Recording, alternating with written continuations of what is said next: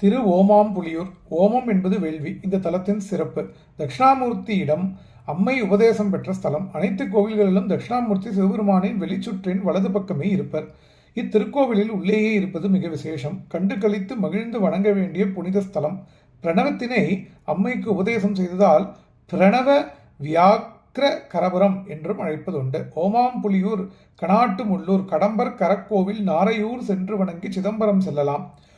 புலிக்கு பயந்து வில்வ மரம் ஏறிய ஒரு வேடன் இரவு முழுதும் மரத்திலேயே தங்கினான். உறக்கம் வராதிருக்க வில்வ இலைகளை ஒவ்வொன்றாக பறித்து கீழே போட்டுக்கொண்டு இருந்தான். வில்வ இலைகள் விழுந்த இடத்தில் ஒரு சிவலிங்கம் இருக்க அதன் மேலேயே வில்வங்கள் விழுந்தன. இரவு முழுவதும் வில்வ பூஜை செய்த அவனுக்கு பெருமான் நேரில் தோன்றி முக்தி அளித்த புனித ஸ்தலம். திருஞான சம்பந்தர் பாடியுள்ளார். கோவிலுக்கு கிழக்கு புறத்தில் வடதளி என்னும் கோயில் ஒன்றும் உள்ளது.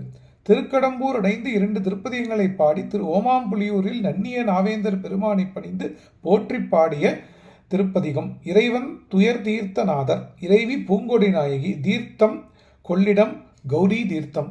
ஆறாரும் மூவிலை வேல் அங்கை யானை அலைக்கடல் நஞ்செயின்றானை அமரர் ஏத்தும் ஏறாரும் மதிபொதியும் சடையினானை எழுபிறப்பும் ஏனையாளா உடையான் தன்னை ஊராரும் படநாகம் ஆட்டுவானை உயர்ப்புகழ் சேர்த்தம் ஓமாம்புலியூர் மண்ணும் சீராரும் வடதலியின் செல்வன் தன்னை சேராதே திகைத்து நாள் செலுத்தினேனே. திருச்சிற்றம்பலம், சிவசிதம்பரம், அருணாச்சலம்.